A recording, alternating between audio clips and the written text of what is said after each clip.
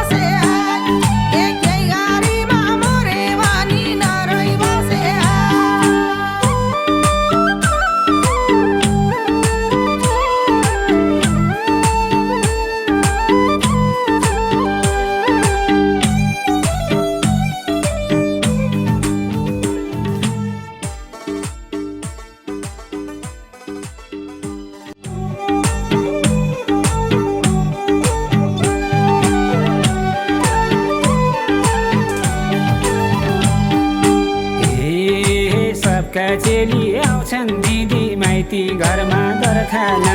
सबका चेली आउँछन् दिदी माइती घरमा दरखाना